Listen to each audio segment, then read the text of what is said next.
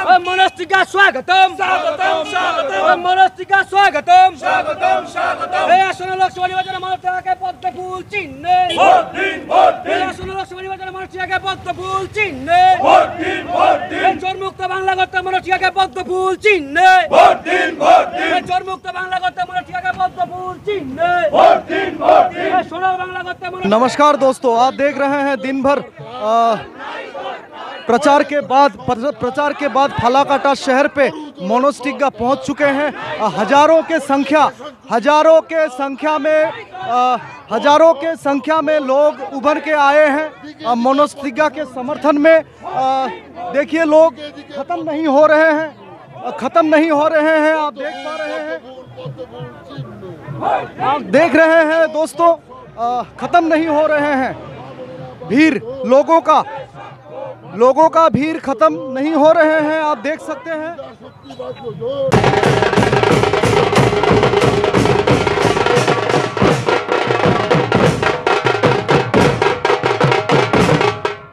आज के सकलेई निर्वाचनी पथसभाয় उपस्थित হয়েছি। বাংলার নববর্ষের সকলকে আগাম শুভেচ্ছা জানিয়ে আমাদের মঞ্চে উপস্থিত আছেন मंडल सभापति सम्मानीय फणीभूषण रॉय महाशय, उपस्थित आছেন আমাদের ফালাকাটার विधायक एवं पश्चिमबंग बीजेपी साधारण सम्पादक सम्मानीय दीपक बर्मन महाशय, उपस्थित आছেন फालाकाटा विधानसभा संयोजक भाई जय सूत्रधर, स्थायी आमंत्रित सदस्य श्री रंजीत बर्मन महाशय, उपस्थित आছেন আমাদের महिला मोर्चार साधारण सम्पादिका मालती बर्मन महाशया, उपस्थित आছেন আমাদের মধ্যে श्रीमती अर्चना दुबे আমাদের অন্যতম জেলার সম্পাদিকা, আরো আমাদের নেতৃত্ব উপস্থিত আছেন মঞ্চে। সকলের নাম আমি বলতে পারছি না। সর্বোপরি আপনারা অনেকখানি হেঁটে আজ এখন এই আমাদের নির্বাচনী পথসভায় উপস্থিত হয়েছেন। আগামী 19 তারিখ আমরা সকলেই একটি যে আমাদের গণতন্ত্রের সবচেয়ে বড় উৎসব, সেই উৎসবের সাক্ষী হতে চলেছি।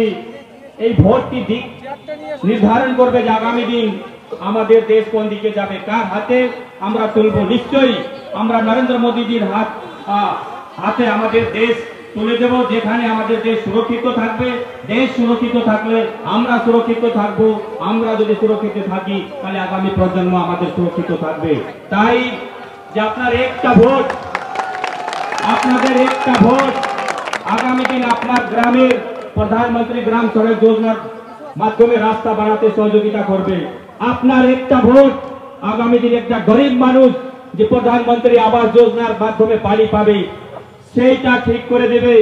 আগামী দিন আপনার একটি ভোট ঠিক করে দেবে যে প্রধানমন্ত্রীর যে স্বচ্ছ ভারত অভিযানের মাধ্যমে টয়লেট পাচ্ছি সেটা পাবো কি পাবো না সে ঠিক করে দেবে।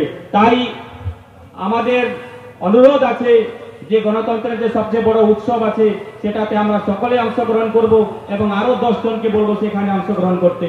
আমাদের মাননীয় প্রধানমন্ত্রী, যশস্বী প্রধানমন্ত্রী গরিবের জন্য যে কাজগুলো করেছেন আমাদের মনে হয় যে এর আগে কেউ করেনি।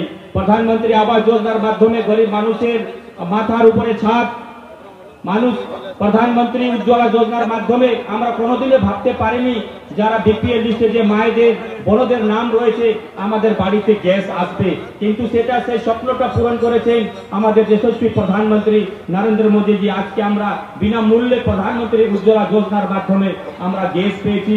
আমরা অনেক জায়গাতে দেখবেন করোনা মহামারীতে অনেকে যারা তামিলনাড়ু, কেরল, দিল্লি কাজ করতে গেছিলেন, কিন্তু করোনা মহামারীর সময় সবাই বাড়িতে ফিরে এসেছেন, কারো হাতে কাজ ছিল না। সে সময় কিন্তু আমাদের মাননীয় প্রধানমন্ত্রী গরিব কল্যাণ অন্ন যোজনার মাধ্যমে বিনামূল্যে রেশনের ব্যবস্থা করেছেন। এখনো আগামী 5 বছর ধরে আমরা বিনামূল্যে রেশন পাবো।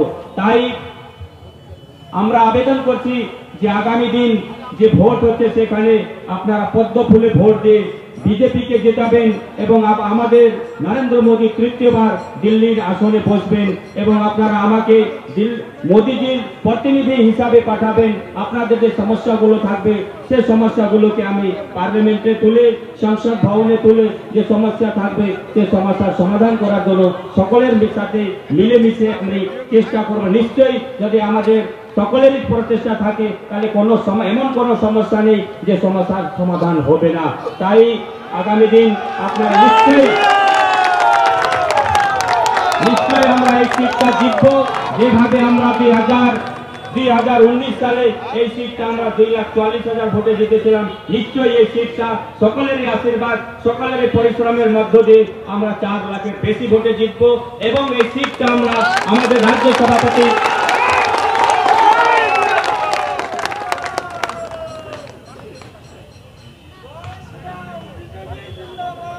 নিশ্চয়ই এই আলিপুরদুয়ার লোকসভা সিটটি আমাদের যিনি রাজ্য সভাপতি ডক্টর সুকান্ত মজুমদারের হাতে তুলে দেব। পাশাপাশি আমাদের যিনি কেন্দ্রীয় নেতৃত্ব রয়েছেন, আমাদের কেন্দ্রীয় সভাপতি জেপি নাড্ডাজি, মোদীজির হাতে আমরা এই সিটটা অমিত শাহজির হাতে তুলে দেব। যে আমাদের স্বরাষ্ট্রমন্ত্রী ঠিক করেছে যে আমরা পশ্চিমবঙ্গে 35টা সিট জিতবো, সেই 35টা সিটেও যাতে আমাদের আলিপুরদুয়ার থাকবে। আমাদের নরেন্দ্র মোদী বলেছেন যে আমরা সারা ভারতবর্ষে 370টা সিট জিতবো, সেই 370-এর মধ্যে আলিপুরদুয়ার থাকবে। সেই লক্ষ্যে আমরা কাজ করে চলেছি এবং আমরা দীর্ঘদিন ধরে পরিশ্রম করে দিন রাত এক করে আমরা খেয়ে না খেয়ে সবাই হয়তো অনেকেই কাজ, অনেকের দোকান বন্ধ হয়ে গেছে আমি জানি, অনেকেই হয়তো বাজার হাট যাওয়া বন্ধ করে দিয়েছেন, হয়তো অনেকেই জমিতে কাজ করতে বন্ধ করে দিয়েছেন। লক্ষ্য একটাই আছে যে আমরা আবার তৃতীয়বার নরেন্দ্র মোদীজিকে প্রধানমন্ত্রী হিসাবে দিল্লিতে দেখতে পাই। এটাই আমাদের একমাত্র লক্ষ্য। শুধু আমাদের সরকার, আমাদের পক্ষে না যে শুধু আপনারা বিজেপিকে ভোট দেবেন, বিজেপি জিতবে, মনোজ তিওয়ারি এমপি হবে, মোদীজি প্রধানমন্ত্রী হবে, তার জন্য নয়। আমাদের দেশকে সুরক্ষিত রাখার জন্য আজকে দেখেন চীনের হিম্মত নাই, পাকিস্তানের হিম্মত নাই যে আমাদের দেশের দিকে চোখ তুলে দেখবে। এই সাহসটা নরেন্দ্র মোদী থাকাকালীন অন্তত চীন পাকিস্তান সাহস পাবে না। এটাই আমাদের আজকে ভিন্ন রাষ্ট্রের প্রধানমন্ত্রী যখন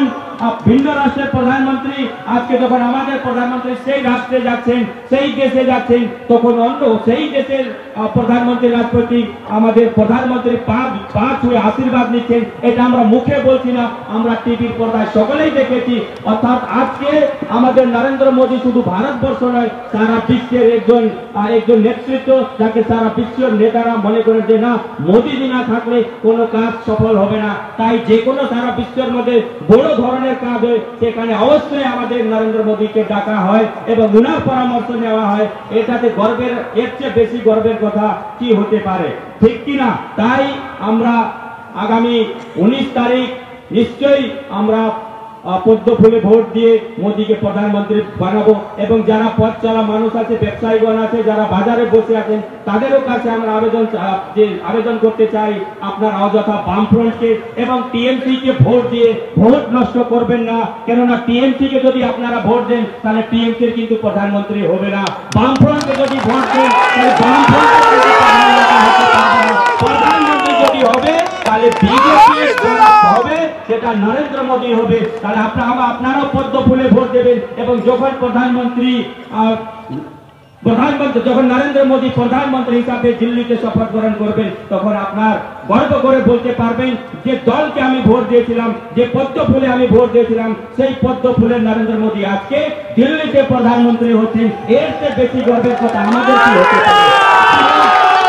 তাই আমরা আবার অনুরোধ করব, না এটা পঞ্চায়েত ভোট, না এটা কলকাতার ভোট, তাই না?